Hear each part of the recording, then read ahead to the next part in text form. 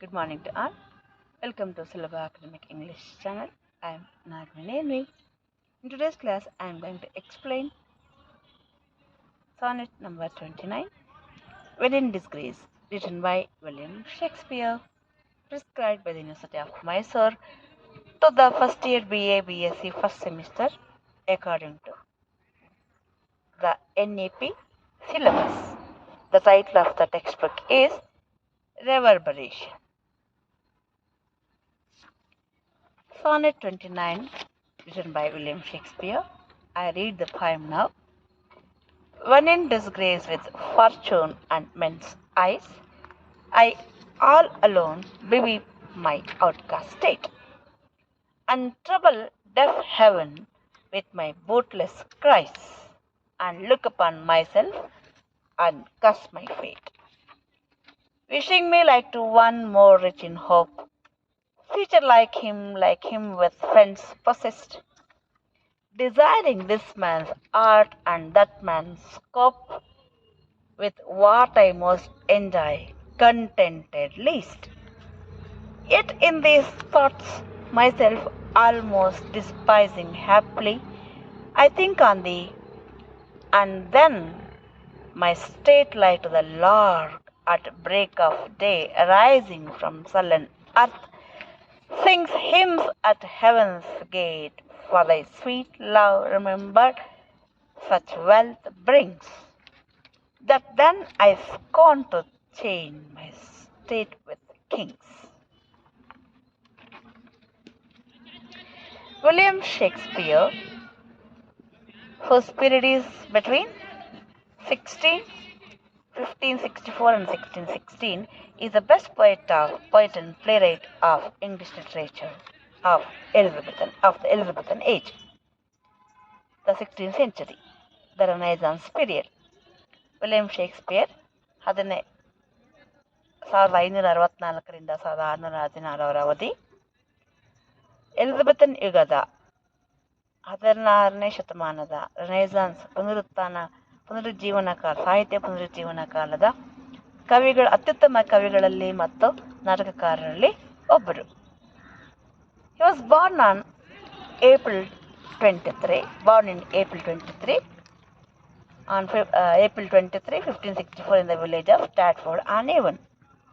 April 23, 1564ರಲ್ಲಿ Stratford on Avon ಹಳ್ಳಿಯಲ್ಲಿ ಜನಿಸಿದ್ದಾರೆ. He has written 37 plays and 154 sonnets. 37 ನಾಟಕಗಳು ಮತ್ತು 154 ಸಾನೆಟ್ಗಳನ್ನ ಬರೆದಿದ್ದಾರೆ.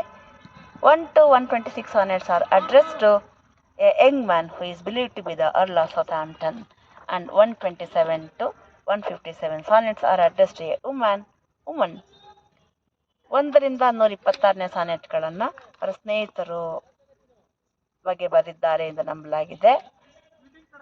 126ನೇ ಸಾನೆಟ್ನಿಂದ 158ನೇ ಸಾನೆಟ್ವರೆಗೆ ಎ ಯಂಗ್ ಮ್ಯಾನ್, ಒಬ್ಬ ಯುವಕ, ಯಂಗ್ ವುಮನ್ ಅವರ ಬಗ್ಗೆ ಬರೆದಿದ್ದಾರೆ ಅಂತ ನಂಬಲಾಗಿದೆ. ಅಂಡ್ ಅವರ ಸ್ನೇಹಿತರ ಹೆಸರು ದ ಅರ್ಲ್ ಆಫ್ ಸೌಥಾಂಪ್ಟನ್ ಎಂದು ನಂಬಲಾಗಿದೆ. And that woman is believed, whose identity is still controversial. ಅವ್ರು ಯಾರು ಆ ಮಹಿಳೆ ಅನ್ನೋದು ಇನ್ನೂ ಕೂಡ ತಿಳಿದಿಲ್ಲ. But she was known to be a dark lady. She was named as a dark lady. ಅವ್ರನ್ನ ಡಾರ್ಕ್ ಲೇಡಿ ಅಂತ ಕರೆಯಲಾಗಿದೆ. The last 2 sonnets are about Cupid, the god of love. ಉಳಿದ 2 ಸಾನೆಟ್ಗಳು, ಕೊನೆಯ ಸಾನೆಟ್ಗಳು, ಕ್ಯುಪಿಡ್, ಗಾಡ್ ಆಫ್ ಲವ್, ಪ್ರೀತಿಯ ದೇವತೆಯ ಬಗ್ಗೆ ಬರೆಯಲ್ಪಟ್ಟಿವೆ. Now let us know what is a sonnet. Sonnet ಅಂದ್ರೆ ಏನು ಅಂತ ತಿಳ್ಕೊಳ್ಳೋಣ. Sonnet is a poem of 14 lines, 14 ಸಾಲುಗಳ ಪದ್ಯ. Shakespeare sonnets have 3 quatrains. ಸಾನೆಟ್ನ ಮೂಲ ಇಟಲಿ. ಪೆಟ್ರಾರ್ಕ್ ಎನ್ನುವ ಕವಿ ಮೊದಲು ಬರೀತಾರೆ. Petrarch sonnet has 2 stanzas. A stanza of 8 lines, an octave, 8 ಸಾಲುಗಳ ಒಂದು ಸ್ಟಾನ್ಸಾ. A stanza of 6 lines, sestet, 6 ಸಾಲುಗಳ ಒಂದು ಸ್ಟಾನ್ಸಾ. Shakespearean sonnet has 3 quatrains. A quatrain means a stanza of 4 lines. 4 ಸಾಲುಗಳ ಒಂದು ಸ್ಟಾನ್ಸಾಗೆ ಕ್ವಾಟ್ರೈನ್ ಅಂತ ಕರೀತಾರೆ. ಶೇಕ್ಸ್ಪಿಯರ್ ಸಾನೆಟಲ್ಲಿ 3 ಕ್ವಾಟ್ರೈನ್ ಅಂದರೆ 12 ಸಾಲುಗಳು, ಅಂಡ್ ಎ ಕಪ್ಲೆಟ್, ಒಂದು ದ್ವಿಪದಿ ಇರುತ್ತದೆ. The sonnet form was used for the expression of personal feelings. Sonnet ಫಾರ್ಮನ್ನು ಯಾವ ವಿಷಯವನ್ನು ಅಭಿವ್ಯಕ್ತಿಸಲಿಕ್ಕೆ ಬಳಸ್ತಾ ಇದ್ರು? ಟು ಎಕ್ಸ್ಪ್ರೆಸ್ ಪರ್ಸನಲ್ ಫೀಲಿಂಗ್ಸ್, ವೈಯಕ್ತಿಕ ಭಾವನೆಗಳನ್ನು ಅಭಿವ್ಯಕ್ತಿಸಲಿಕ್ಕೆ. ಒಂದು ವಿಷಯದ ಬಗ್ಗೆ ವೈಯಕ್ತಿಕ ಕವಿ ತನಗನಿಸಿದ ಭಾವನೆಗಳನ್ನು, ತನ್ನ ವೈಯಕ್ತಿಕ ಭಾವನೆಗಳನ್ನ ವ್ಯಕ್ತಪಡಿಸಲಿಕ್ಕೆ ಬಳಸ್ತಿದ್ರು. I go to the poem once again. The Sonnet-29. It is about when in disgrace. It's about poet's melancholy or depression at the time of misfortune in his life. ಅವ್ರ ಜೀವನದಲ್ಲಿ ಒಂದು ಕೆಟ್ಟ ಸಮಯ ಬಂದಾಗ, ಇಲ್ ಫೇಟೆಡ್ ಟೈಮ್, ಮಿಸ್ಫಾರ್ಚೂನ್, ಅನ್ಫಾರ್ಚುನೇಟ್ ಟೈಮ್, ಕೆಟ್ಟ ಸಮಯ ಬಂದಾಗ, ಕಷ್ಟಕಾಲ ಬಂದಾಗ ಅವರ ದುಃಖ ಏನಿತ್ತು ಅನ್ನೋದ್ರ ಬಗ್ಗೆ ಈ ಕವನವನ್ನು ಬರೆದಿದ್ದಾರೆ. At that time, when the poet feels acute distress at his failure to achieve what he has intended to achieve, the memory of his friend's love relieves him of his depression and delights him. ಅವರು ಕವಿಗೆ ಶೇಕ್ಸ್ಪಿಯರ್ಗೆ, he wanted to achieve something great in his life, but he has been failed. ಏನೋ ದೊಡ್ಡ ಸಾಧನೆ ಮಾಡಬೇಕು ಅಂತಿದ್ರು, ಆಗ ಅವರಿಗೆ ವಿಫಲರಾಗ್ತಾರೆ. ಆ ಸಮಯದಲ್ಲಿ is so depressed and distressed, ತುಂಬ ದುಃಖದಲ್ಲಿ ಖಿನ್ನತೆಗೊಳಗಾಗಿದ್ದಾರೆ. At that time the memory of his friends love relieves him, it brings him compensation. ಅವರ ಸ್ನೇಹಿತರ ಪ್ರೀತಿಯ ನೆನಪು ಅವರಿಗೆ ಮನಸ್ಸನ್ನು ಹಗುರ ಮಾಡುತ್ತೆ, ಅದಕ್ಕೆ ಪರಿಹಾರವಾಗಿ ಕಂಡುಬರುತ್ತೆ. And relieves him of his depression and delights him. ಅವರ ಡಿಪ್ರೆಷನ್, ಖಿನ್ನತೆಯಿಂದ ಅವರನ್ನು ಹೊರಕ್ಕೆ ತರುತ್ತೆ, ಸಂತೋಷವನ್ನು ಕೊಡುತ್ತೆ ಮನಸ್ಸಿಗೆ. ಶೇಕ್ಸ್ಪಿಯರ್ಸ್ intense love for his friend is given expression here.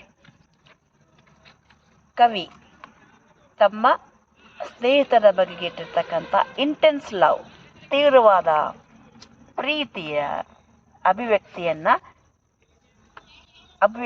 ಇಲ್ಲಿ ಕವನದ ರೂಪವನ್ನು ಕೊಟ್ಟಿದ್ದಾರೆ. ತಾವು ತನ್ನ ಸ್ನೇಹಿತರ ಮೇಲಿಟ್ಟಿರ್ತಕ್ಕಂಥ ತೀವ್ರವಾದ ಪ್ರೀತಿಯನ್ನು ಇಲ್ಲಿ ಅಭಿವ್ಯಕ್ತಿಸಿದ್ದಾರೆ. His intense love for his friend has been expressed here in this poem. When in disgrace with fortune and men's eyes, when the poet is in bad time, disgraced with fortune, ಅದೃಷ್ಟ ಚೆನ್ನಾಗಿಲ್ಲದೆ ಇರುವಾಗ, and men's eyes, when he is at bad time, difficult conditions or situations of life, even men degrade him, look at him in a degraded way. Men's eyes, ಜನರು ಕೂಡ ಅವರನ್ನು ಕೆಟ್ಟ ದೃಷ್ಟಿಯಿಂದ ನೋಡ್ತಾರೆ, ತುಂಬ ಕೀಳಾಗಿ ಕಾಣ್ತಾರೆ. Then what does he do? I all alone beweep my outcast state. ಒಂಟಿಯಾಗಿ ಕುಳಿತುಕೊಂಡು ನನ್ನ ಈ ಪರಿತ್ಯಕ್ತ ಪರಿಸ್ಥಿತಿಯನ್ನು ಬಗೆಗೆ ಬಿವೀಪ್, ಅಳ್ತೇನೆ ನೆನೆಸ್ಕೊಂಡು. And trouble deaf heaven with believe that God is in heaven. But God, he troubles that heaven, God, who is deaf. ಆ ದೇವರು ಕಿವುಡಾಗ್ಬಿಟ್ಟಿದ್ದಾನೆ. With my bootless cries, his prayers, his cries to God to help him become bootless, useless, ನಿಷ್ಪ್ರಯೋಜಕವಾಗ್ಬಿಡ್ತವೆ. And look upon myself.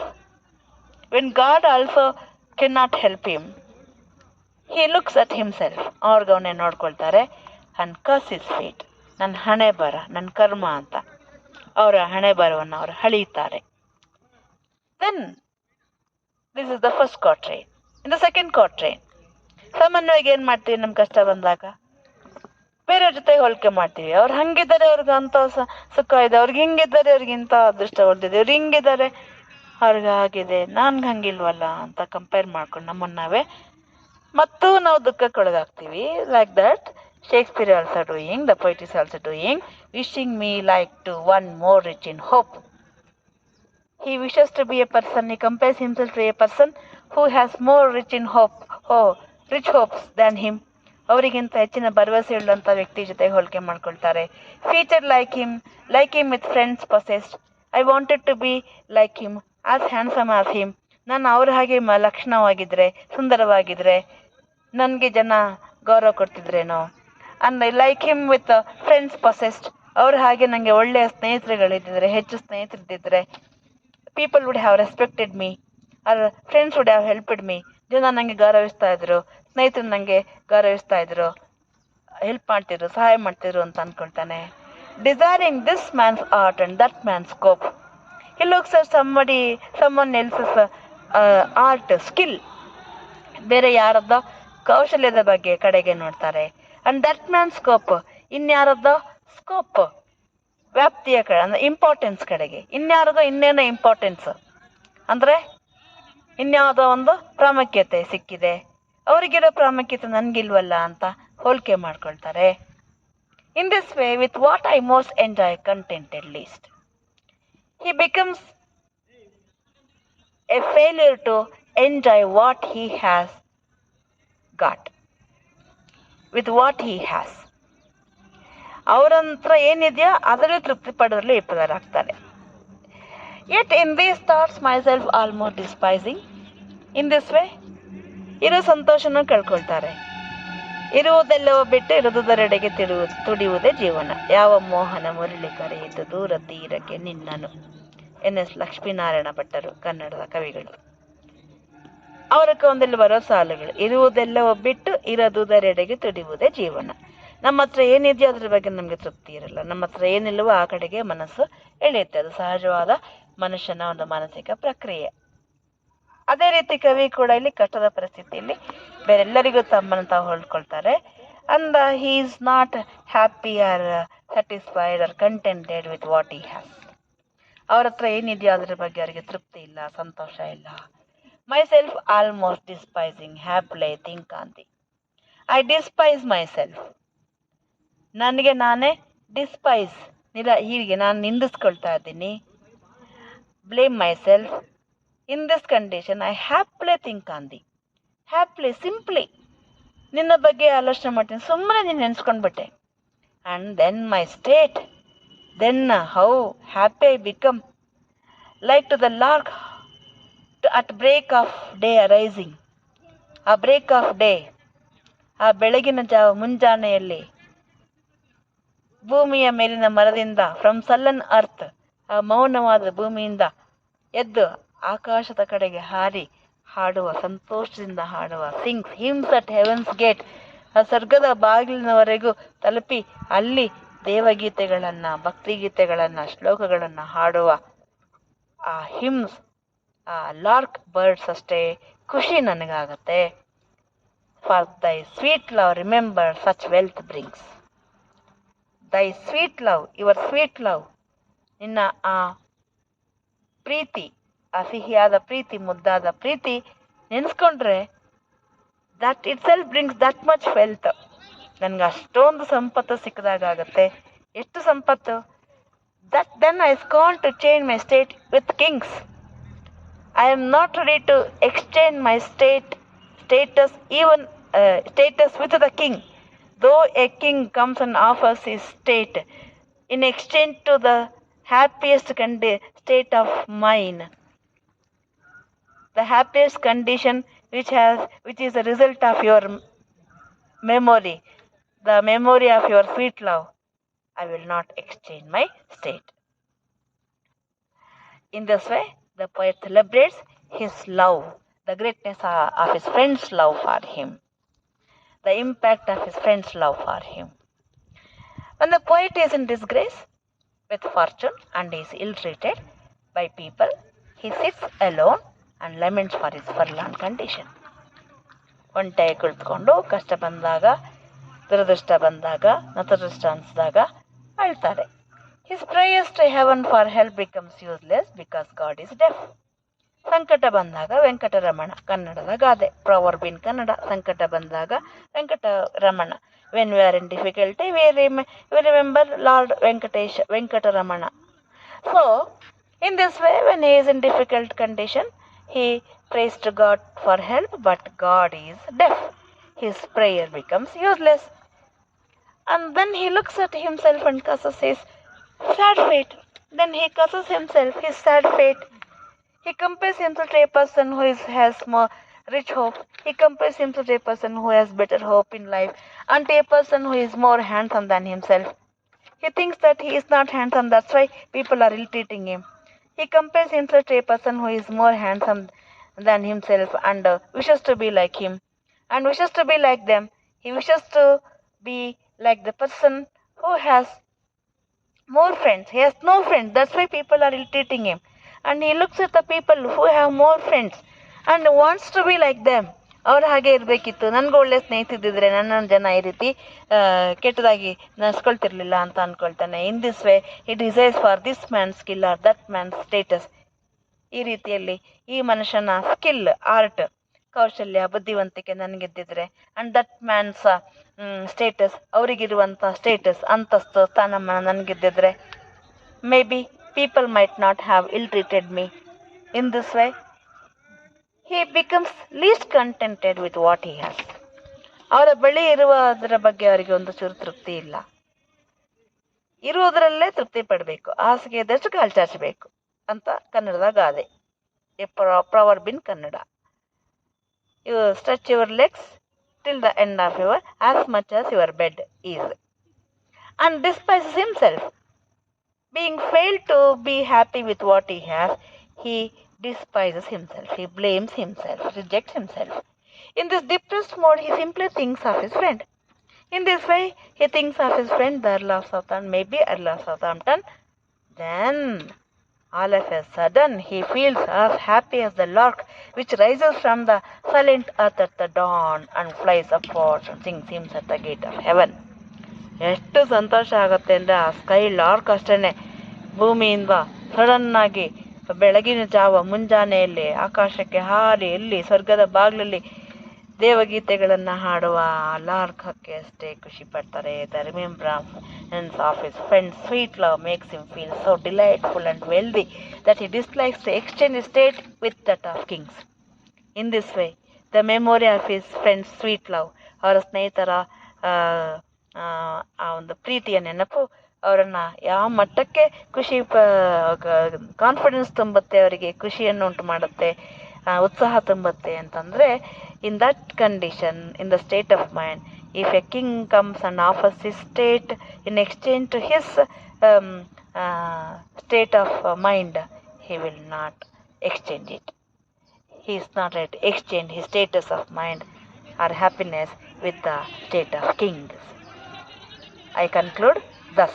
In this poem, the poet celebrates his friendship with his friend. ತನ್ನ ಕವಿ ತನ್ನ ಸ್ನೇಹಿತನೊಂದಿಗಿನ ತನ್ನ ಸ್ನೇಹದ ಬಗೆಗೆ ಇಲ್ಲಿ ವಿವರಣೆಯನ್ನು ಕೊಡ್ತಾರೆ.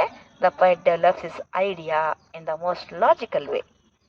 ತುಂಬ ತರ್ಕಬದ್ಧವಾಗಿ ತಮ್ಮ ಸ್ನೇಹಿತರ ಪ್ರೀತಿಯ ಶ್ರೇಷ್ಠತೆಯ ಆಲೋಚನೆಯನ್ನು ಇಲ್ಲಿ ವಿವರಿಸ್ತಾರೆ. ಇನ್ ದ ಫಸ್ಟ್ 2 quatrains, ಮೊದಲೆರಡು ಕ್ವಾಟ್ರೇನ್ಸ್ ಅಲ್ಲಿ he speaks of his sense of disappointment in life, ಜೀವನದಲ್ಲಿ ಅವರಿಗಾಗಿರುವಂಥ ಕಷ್ಟ, ನಿರಾಶೆ ಬಗ್ಗೆ ಮಾತನಾಡ್ತಾರೆ.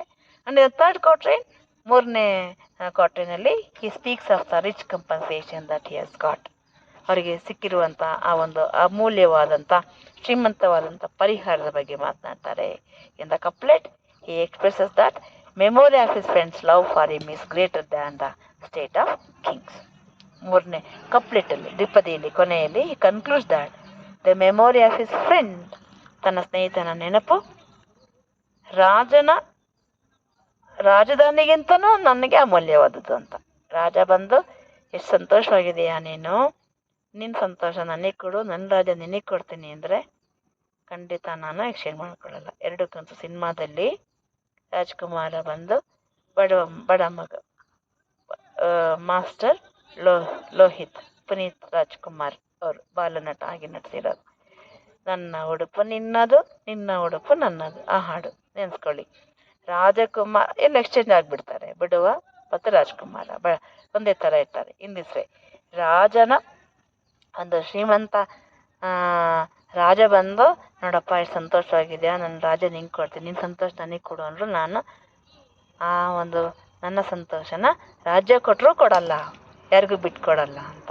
ಅಂದರೆ his friend's love, the just memory of his friend's love makes him that much happy. I think you have understood the explanation of this poem. If you have any doubt or query, please post in the comment box. Take care. Bye.